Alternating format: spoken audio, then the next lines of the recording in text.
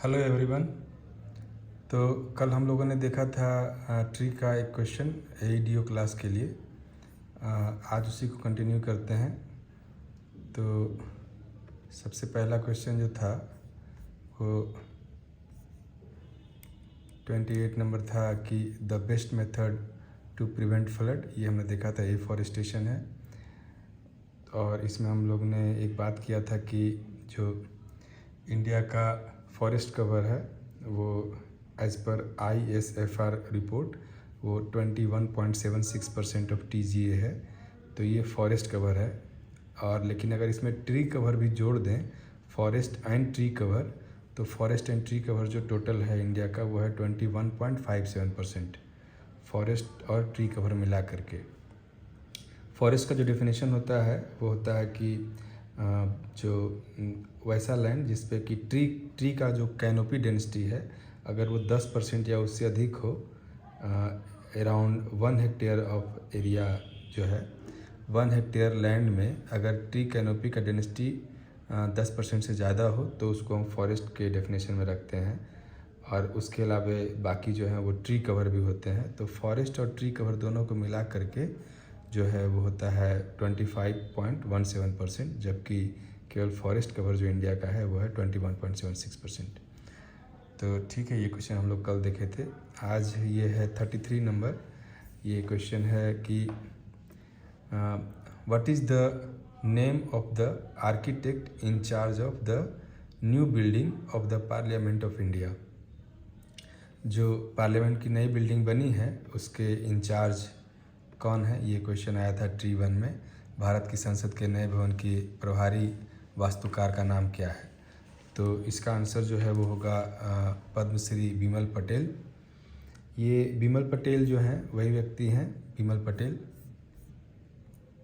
पद्मश्री बिमल पटेल जो हैं ये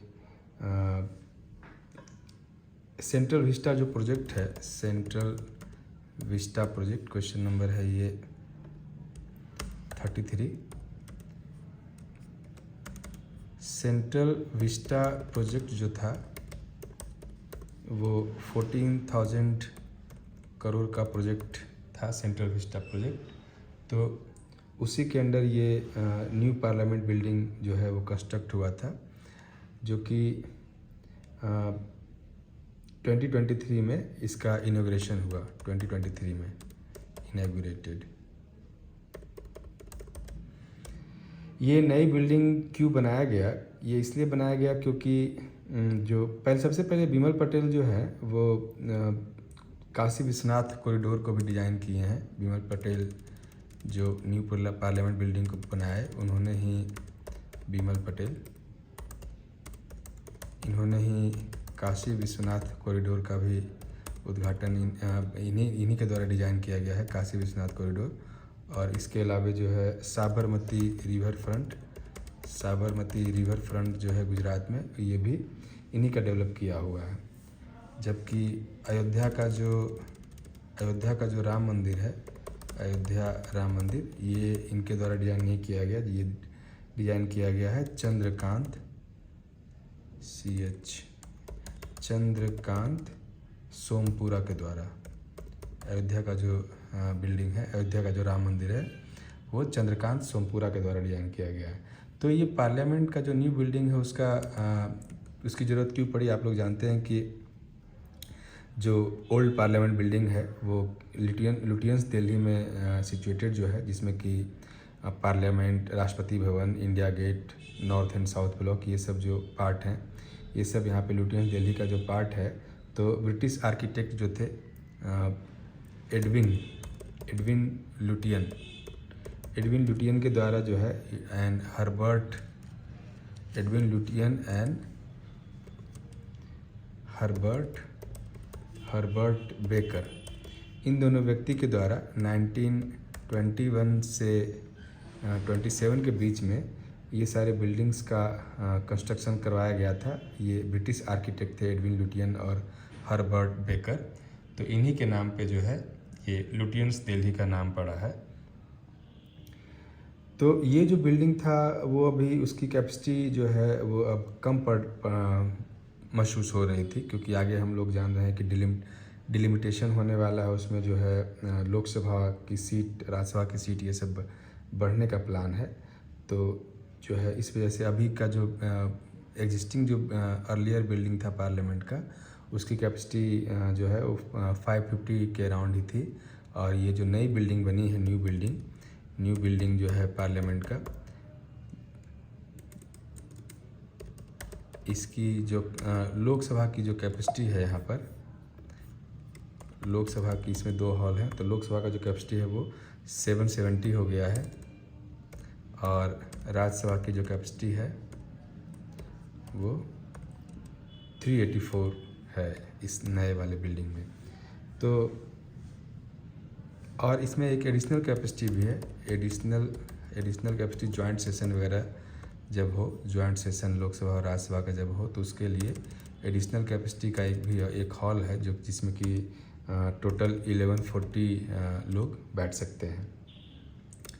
तो इस वजह से ये न्यू बिल्डिंग, पार्लियामेंट बिल्डिंग की ज़रूरत पड़ी। 5 जो लोकसभा का मैक्सिमम स्ट्रेंथ जो है एज पर द कॉन्स्टिट्यूशन, अभी लोकसभा का जो स्ट्रेंथ है वो है मैक्सिमम अलाउड जो स्ट्रेंथ है वो है 530 प्लस 20 प्लस 2। तो 552 का जो स्ट्रेंथ था उसमें से जो आर्टिकल 31 के अंडर, आर्टिकल 331 के अंडर जो 2 सीट्स एंग्लो इंडियन के लिए थे, रिजर्व एंग्लो इंडियन के लिए, ये जो है इसको हटा दिया गया है, रिमूव्ड। ये जो 2 सीट जो हैं, ये 2 सीट्स एंग्लो इंडियन के लिए रिजर्व था, तो इसको हटा दिया गया है अभी through 104th constitutional amendment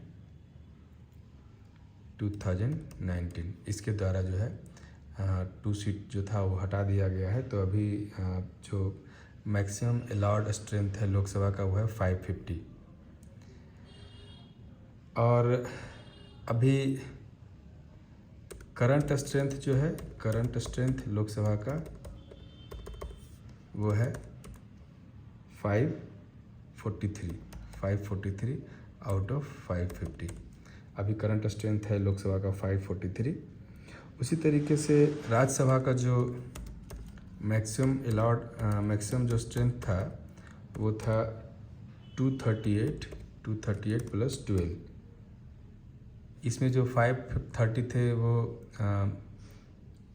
state से थे, 20 यूटी का था। उसी तरीके से यहाँ पे 238 जो है वो स्टेट्स को लेकर के है, और 12 सीट्स जो है नॉमिनेटेड बाय द प्रेसिडेंट। तो राज्यसभा का मैक्सिमम स्ट्रेंथ जो है 238 वो स्टेट और यूटी से अलाउड है, और 12 सीट जो है वो राष्ट्रपति उसको नॉमिनेट कर सकते हैं। तो अभी ये मैक्सिमम स्ट्रेंथ जो है उसमें से अभी जो करंट स्ट्रेंथ है राज्यसभा का, करंट स्ट्रेंथ वो है 245 आउट ऑफ 250, 245 आउट ऑफ 250। इसमें से 12 सीट तो नॉमिनेटेड हैं, बाकी जो है वो स्टेट और यूटी को मिला करके हैं। करंट स्ट्रेंथ जो है एक्चुअल स्ट्रेंथ। राज्यसभा का टर्म आप लोग जानते हैं कि ये 6 ईयर का टर्म होता है, जिसमें 1/3 मेंबर्स जो हैं वो हर साल रिटायर होते हैं। सबसे ज़्यादा जो सीट है लोकसभा और राज्यसभा में वो किस स्टेट का है, वो है यूपी का। सबसे ज़्यादा मैक्सिमम सीट जो है वो यूपी में है। लोकसभा और राज्यसभा में, लोकसभा के जो हैं वो हैं 80 सीट, और राज्यसभा में जो है वो है 31 सीट। सबसे ज़्यादा सीट यहीं जो है यूपी का ही है, लोकसभा में 80 और राज्यसभा में 31। ये जो नया बिल्डिंग बना है उसमें एक स्ट्रक्चर भी रखा गया है जिसको कहते हैं कि सेंगोल। ये न्यू बिल्डिंग में एक सेंगोल स्ट्रक्चर रखा गया है, ये भी एक इम्पॉर्टेंट पार्ट है सेंगोल। ये सेंगोल क्या है, ये है एक, इसको हिंदी में कहते हैं राजदंड।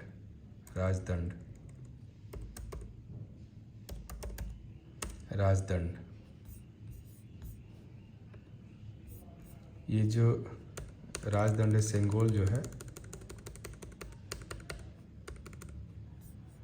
ये चोला का जो है स्केप्टर है जिसको राजदंड कहते हैं। चोला का जो है इसको सत्ता के हस्तांतरण के रूप में इसको देखा जाता है। चोला जो साम्राज्य था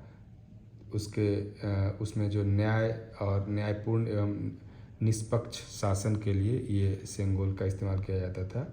इसमें जो है 5 फीट का ये एक छड़ी के आकार का एक है, 5 फीट का है वो लंबाई उसकी। इस पे गोल्ड की प्लेटिंग चढ़ी हुई है और उस पे ऊपर जो है नंदी बैल का स्ट्रक्चर है।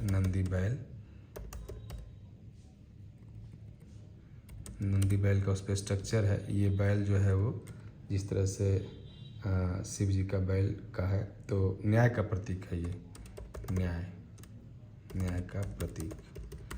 तो सेंगोल जो है वो न्यू लोकसभा के बिल्डिंग में जो है रखा गया है।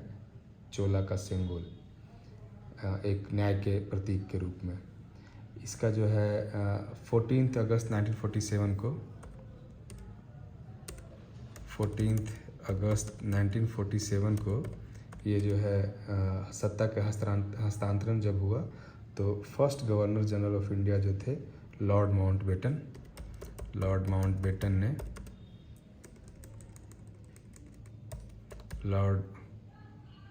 माउंटबेटन ने इसको गिफ्ट किया जवाहरलाल नेहरू जी को।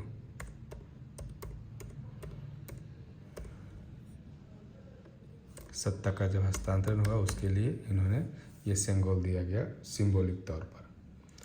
तो ये था। उसके अलावा जो नेक्स्ट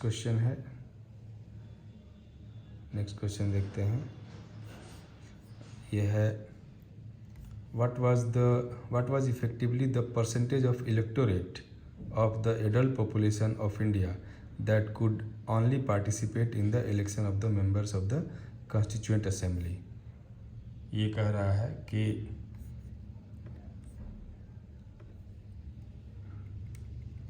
जो संविधान सभा के सदस्यों का जो चुनाव में भाग लेने वाले जो भारत की वयस्क आबादी जो थी वो कितनी प्रतिशत थी, मतदाताओं का प्रभावी प्रतिशत क्या था जो कि संविधान सभा का चुनाव में भाग लिए, उसका प्रभावी प्रतिशत क्या था। तो 34 नंबर है ये।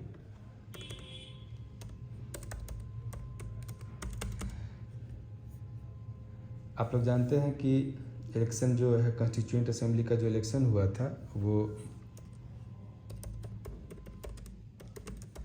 वो जो है लिमिटेड फ्रेंचाइज के बेसिस पे हुआ था। लिमिटेड फ्रेंचाइज मतलब कि जो अभी का इलेक्शन जो हम लोग देखते हैं वो होता है यूनिवर्सल एडल्ट फ्रेंचाइज, जबकि जो कॉन्स्टिट्यूएंट असेंबली जो संविधान सभा का इलेक्शन हुआ था वो लिमिटेड फ्रेंचाइज के बेसिस पे हुआ था, जो कि 1935 जो एक्ट है under government of India act 1935 इसके अंडर जो है ये इलेक्शन करवाया गया था, जिसमें कि केवल 10 से 15% लोगों को ही इफ़ेक्टिवली वोट देने का राइट दिया गया था लिमिटेड फ्रेंचाइज होने की वजह से। ये लिमिटेड फ्रेंचाइज क्यों था, उसका रीज़न ये था कि ब्रिटिशर्स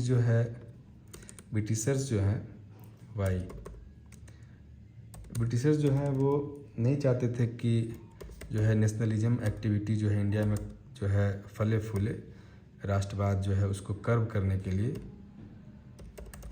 ये लिमिटेड फ्रेंचाइज इन्होंने रखा था कि जितना अधिक से अधिक लोग वोट देंगे तो सब लोग जो है वो उससे नेशनलिज्म प्रमोट होगा और ये इससे जो है एक अननेसेसरी उनके शासन के विरुद्ध जो है डेवलपमेंट होगा। तो उसको कर्व करने के लिए गवर्नमेंट ऑफ इंडिया एक्ट 1935 में लिमिटेड फ्रेंचाइज का प्रोविज़न रखा गया था, इसमें केवल 10 से 15% लोग ही वोट देने के लिए एलिजिबल थे। और दूसरा कारण ये भी था कि उस टाइम पे जो है इलिटरेसी भी काफ़ी ज़्यादा थी। इलिटरेसी काफ़ी ज़्यादा होने की वजह से भी ब्रिटिश ने ये तरीका अपनाया था। ब्रिटिश जो है वो ये सोचते थे कि जो पढ़े लिखे लोग हैं केवल वही अच्छे तरीके से वोट कर सकते हैं और सही लोग चुन सकते हैं।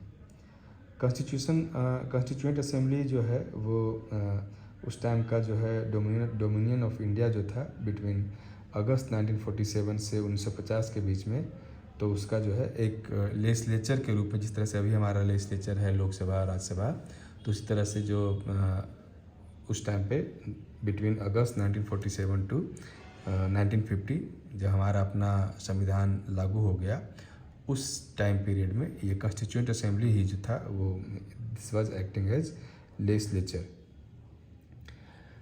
तो मतदान की जो आयु है वो सबसे पहले जो है 21 ईयर हुआ करता था। By the 61st constitutional amendment 1989 जो वोटर्स एज जो है उसको रिड्यूस किया गया, रिड्यूस्ड फ्रॉम 21 टू 18 ईयर। ये 61st कॉन्स्टिट्यूशनल अमेंडमेंट 1989 के द्वारा मतदान की आयु जो है वो घटाकर 21 साल से घटाकर 18 वर्ष कर दी गई। जो कॉन्स्टिट्यूएंट असेंबली जो संविधान सभा था उसका पहला मीटिंग जो है वो कब हुआ था? कॉन्स्टिट्यूएंट असेंबली संविधान सभा का जो पहला मीटिंग हुआ था वो था 9 दिसंबर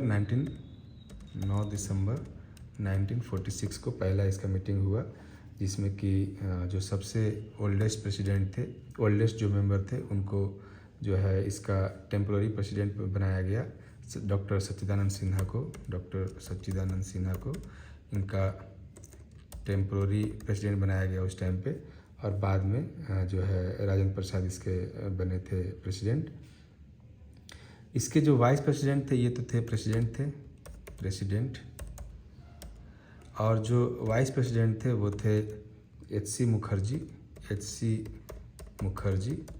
मुखर्जी एंड वी.टी. कृष्णमचारी, ये इनके वाइस प्रेसिडेंट थे।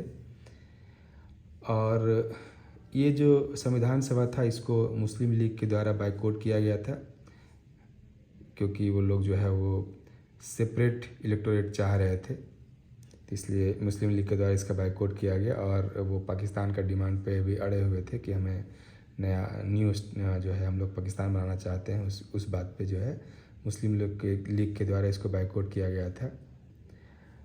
कॉन्स्टिट्यूशनल एडवाइज़र जो थे यहाँ पर, कॉन्स्टिट्यूशनल एडवाइज़र जो थे, सलाहकार जो थे इस संविधान सभा के, वो थे बी.एन. राव थे इसके सलाहकार, संविधान सभा के सलाहकार थे बी.एन. राव। ये भी एक इम्पोर्टेंट क्वेश्चन है। और कॉन्स्टिट्यूशनल ये जो संविधान सभा गठन हुआ था, ये गठन हुआ था वाज कॉन्स्टिट्यूटेड, किस एक्ट के अंदर ये इसका गठन हुआ था? Constituted under cabinet mission plan के अंडर इसका जो है गठन किया गया था, कैबिनेट मिशन प्लान के अंडर।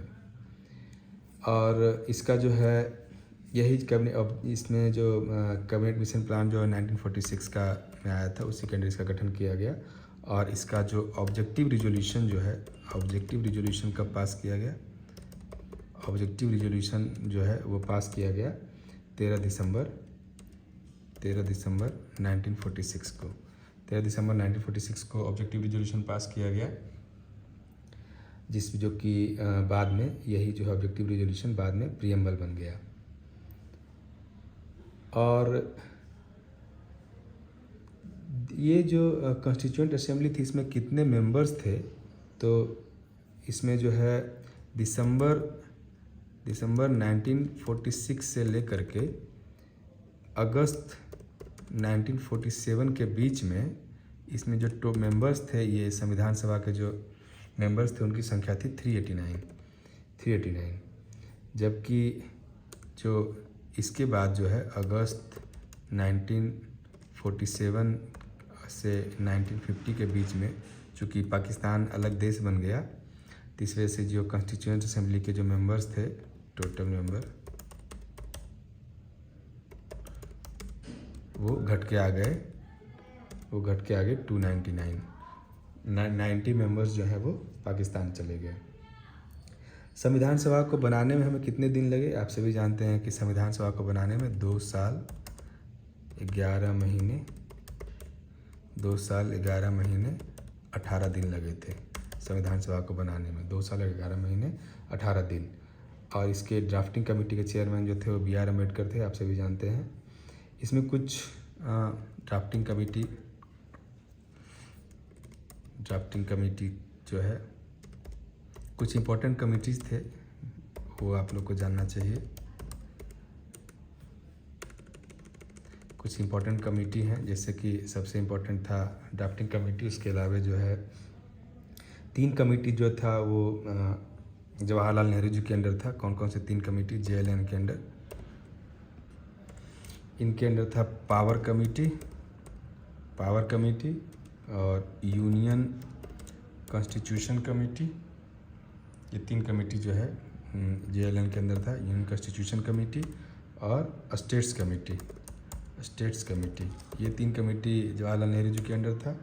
उसके अलावा राजेंद्र प्रसाद जी के अंडर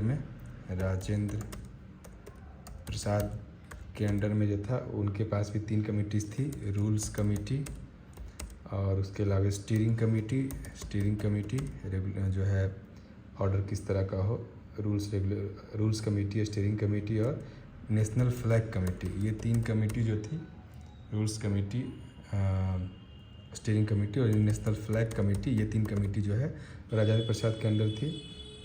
उसके अलावा जो प्रोविंशियल कॉन्स्टिट्यूशन कमेटी थी, ये यूनियन कॉन्स्टिट्यूशन कमेटी तो JLN के अंडर थी, लेकिन जो प्रोविंशियल, जो स्टेट प्रोविंसेस जो थे और उनकी जो कमेटी थी, वो प्रोविंशियल कॉन्स्टिट्यूशन कमेटी जो थी वो थी किन के अंडर?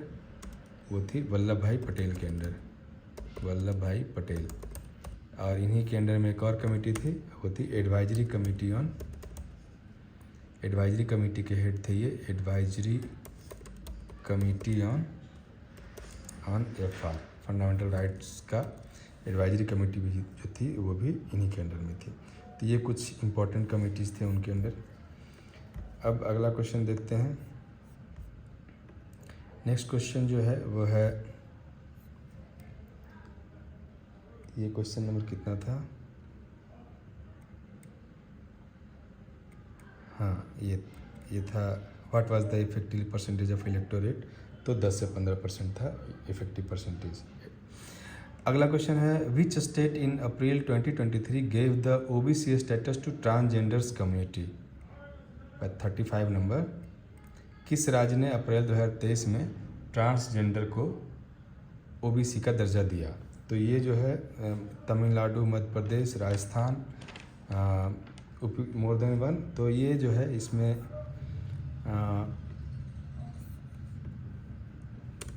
35 नंबर जो है ये MP ने दिया है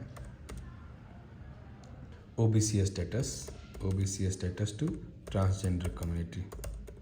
MP ने दिया है 2023 में, जबकि 2023 में ये ट्री वाला क्वेश्चन आया था, तब पूछा गया था। अभी के टाइम में इन 2025 में जो आसाम है, आसाम ने भी ट्रांसजेंडर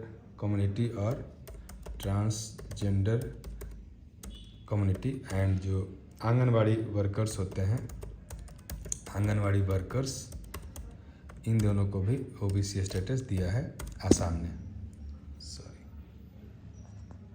तो जो है OBC स्टेटस जो मिला है 2023 में MP ने दिया था ट्रांसजेंडर को, और 2025 में आसाम ने दिया आंगनवाड़ी वर्कर्स को भी और ट्रांसजेंडर को, दोनों को OBC स्टेटस।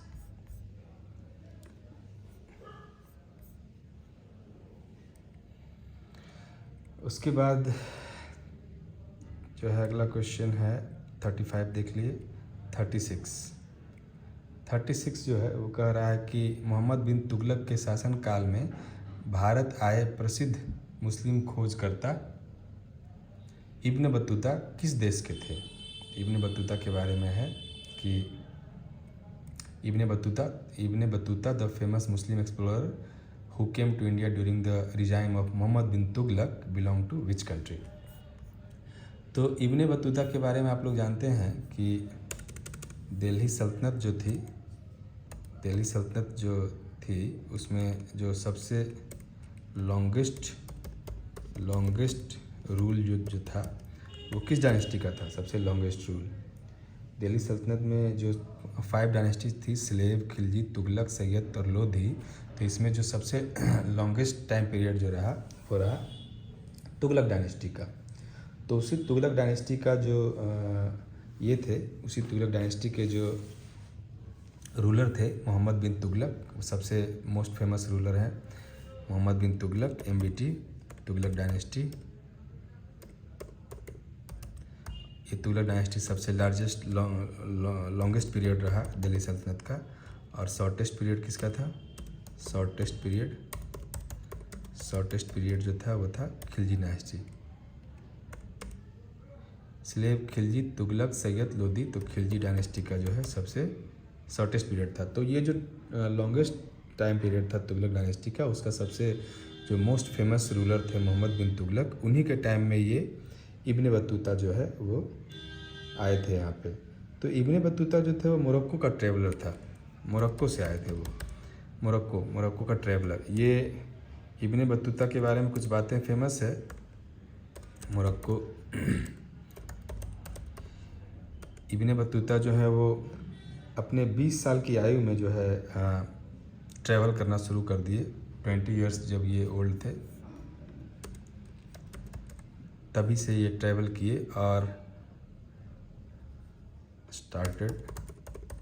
और ये जो है लगभग 29-30 साल तक ट्रैवल किए डिफरेंट पार्ट्स में, जो कि अभी के अराउंड जो है लगभग 40-50 कंट्री के बराबर हो जाता है।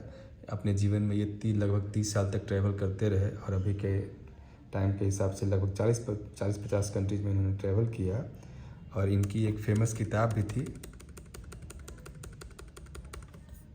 इब्ने बतूता की जो है फेमस बुक जो है वो है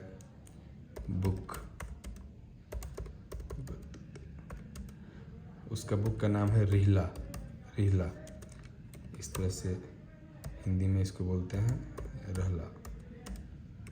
ये इनकी किताब थी इब्ने बतूता की, जो कि इन्होंने लिखा था। रिहला का जो मतलब होता है वो होता है द ट्रेवल्स। इसका मतलब क्या होता है? The travels. अपने जर्नी पे इन्होंने ये किताब लिखी थी। तो मोहम्मद बिन तुगलक के पास जब ये आए तो जो है इन्होंने इसको MBT ने इसको, मोहम्मद बिन तुगलक ने इनको जो है अपॉइंटेड हिम एज हिज काजी का मतलब क्या? जज होते हैं।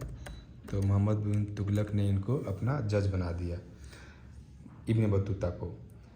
मोहम्मद बिन तुगलक के बारे में आप लोग जानते हैं कि ये जो है मोस्ट फेमस या कहा जाए कि मोस्ट अनफेमस रूलर रहे हैं इस टाइम पीरियड के, जिन्होंने बहुत सारे जो जितने भी इनके रिफॉर्म्स थे वो सब एक तरह से फेल हो गए। ये जो है चाहे टोकन करेंसी हो, चाहे राजधानी शिफ्ट करने की बात हो दिल्ली से दौलताबाद, और न्यू करेंसी का जो एक्सपेरिमेंट किए उन्होंने, तो सब इनके एक्सपेरिमेंट्स बहुत काफ़ी अच्छे थे, लेकिन सारे एक्सपेरिमेंट इनके फेल हो गए और जनता इनसे काफ़ी त्रस्त थी। कहा जाता है कि इन्होंने अपनी दिल्ली से सारे जनता को एक साथ उठा करके लेके चले गए दौलताबाद, महाराष्ट्र की, वहीं अब नई राजधानी पे सब बनाएंगे। अब बहुत सारे लोग जो है आधे रास्ते में ही उनकी डेथ हो गई थी। फिर जब ये वहाँ परेशान हो गए तो वापस से सबको उठा करके वापस से सब चलो अब दिल्ली ही रहेंगे, राजधानी बनाएंगे, वापस से सबको उठा करके दिल्ली लाए। इस ट्रैवल पीरियड में ही, आने जाने में ही, उस टाइम पे कोई ट्रेन और जो है अभी की तरह ट्रांसपोर्ट सिस्टम तो था नहीं, आने जाने में ही काफ़ी लोगों की मृत्यु हो गई। तो इनके जो भी रिफॉर्म्स थे वो फेल हो जाने की वजह से ये जो है मोहम्मद बिन तुगलक जो है मोस्ट इनफेमस रूलर कहे जाते हैं। तो जब इनकी मृत्यु हुई फाइनली, तो उन पे बदौनी एक जो थे राइटर, वो लिखते हैं कि death liberated sultan from people and people got liberated from sultan. जब इनकी डेथ हुई तो बेदौनी ने ये लिखा। बेदौनी जो है अकबर के टाइम के जो है राइटर थे। बेदौनी ने कहा कि जो है फाइनली इनकी मौत के बाद सुल्तान को जनता से मुक्ति मिल गई और जनता को सुल्तान से मुक्ति मिल गई। तो ये थे इब्ने बतूता के बारे में ये सारी बातें थी। अब जो है नेक्स्ट क्वेश्चन है, हु वाज बिहाइंड द, ये 38 तो हो गया ना भारत का, इब्ने बतूता 36 था, बाकी दो क्वेश्चन जो है करंट से रिलेटेड है। 39, who was behind the first known attempt on Gandhi ji's life in India during the Champaran Satyagraha in 1917। जो गांधी जी जो थे उन पे 1917 के चंपारण सत्याग्रह के दौरान भारत में गांधी जी के जीवन पर पहले ज्ञात प्रयास के पीछे कौन था। मतलब कि गांधी जी के जीवन पे एक तरह से उनके हत्या करने का जो प्लान किया गया, तो सबसे पहले जो है उनको मर्डर करने का, उनकी हत्या करने का प्लान सबसे पहला इस तरह का प्रयास जो है इतिहास में गांधी जी के जीवन पर, ये सबसे पहले जो है वो किसके द्वारा किया गया, ये सवाल है। तो आप लोग जानते हैं कि यह है 39। गांधी जी जो है चंपारण सत्याग्रह में इन्होंने जो लॉन्च किया था, जो उत्तरी बिहार है, उत्तरी बिहार में जो भूमिहार्स होते हैं उनके पास जो ज़मीन थी, तो उनको जो है ब्रिटिश तीन कठिया सिस्टम के अंडर, तीन कठिया सिस्टम जो चल रहा था उसके अंदर 3 आउट ऑफ 20 पार्ट में उनको इंडिगो उगाना था। इंडिगो कल्टीवेशन करने के लिए उनको मजबूर किया जा रहा था ब्रिटिशर्स के द्वारा। तो उसी को विरोध करने के लिए राजकुमार शुक्ला जी जो हैं एक पीजेंट थे, वो भी खुद उस एरिया से फार्मर थे, उस एरिया में वो भी इन चीज़ों से परेशान थे। तो राजकुमार शुक्ला जी के इनविटेशन पे गांधी जी को बुलाया गया यहाँ चंपारण में, और गांधी जी को यहाँ काफ़ी सक्सेस मिला। तो उसी सक्सेस में जो है, उस सक्सेस से कुछ लोगों को प्रॉब्लम भी हुई कि गांधी जी इतना सक्सेस पा रहे हैं। किनको प्रॉब्लम हुई? जो ब्रिटिश ज़मींदार थे या जो इंडिगो के फैक्ट्री ओनर्स थे। जब गांधी जी को चंपारण सत्याग्रह में जब काफ़ी सक्सेस मिला और तीन कठिया सिस्टम को वापस लेने की बारी आई, तो उसी दरमियान जो है ये ब्रिटिश ज़मींदार्स और इंडिगो फैक्ट्री ओनर्स जो है वो गांधी जी के दुश्मन बन गए। और उसी में जो ब्रिटिश मैनेजर थे इरविन, ब्रिटिश मैनेजर जो थे वो इरविन थे। इरविन जो है ट्राइड टू पॉइजन, उन्होंने गांधी जी को जो एक बार एक शाम गांधी जी को इनवाइट करते हैं इरविन, और उनके दूध में जो है पॉइजन मिला के उनको पिलाने की कोशिश करते हैं इरविन ने, ब्रिटिश मैनेजर थे इरविन, और इन्होंने जो है अपने नौकरों कहा कि जाइए अब जो है गांधी जी को, उनके जो सर्वेंट थे उनका नाम था बटक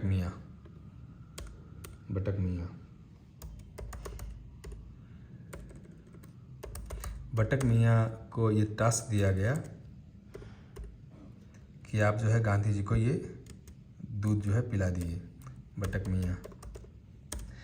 मियाँ को ये इरविन ने कहा कि ये मिल्क में जो है जहर डाल करके गांधी जी को पिला दो, लेकिन बटक मियाँ जो है उनका जो है दिल पिघल गया और उन्होंने जो है ये सारी बातें कन्फेस कर ली गांधी जी के सामने कि इस मिल्क में जो है ये आपको जो है दूध में जो है जहर डाल के पिलाने का प्लान किया जा रहा है।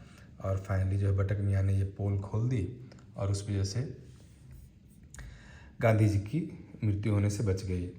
तो लेकिन बटक मियाँ को इसकी सज़ा दी गई। ब्रिटिश जो इरविन थे उन्होंने इसको जेल भेज दिया बटक मियाँ को, लेकिन इनकी बहादुरी को इंडिया के लोगों ने काफ़ी प्रेज़ किया। Rajendra Prasad also praised his bravery. तो ये जो 1917 में चंपारण सत्याग्रह के दौरान भारत में गांधी के जीवन पे पहले ज्ञात प्रयास के पीछे कौन थे, तो वो थे इरविन। 39 हो गया। उसके बाद 39 के बाद है नेक्स्ट क्वेश्चन, इस तरह आपसे जो हिस्ट्री ज्योग्राफी का पार्ट है वो है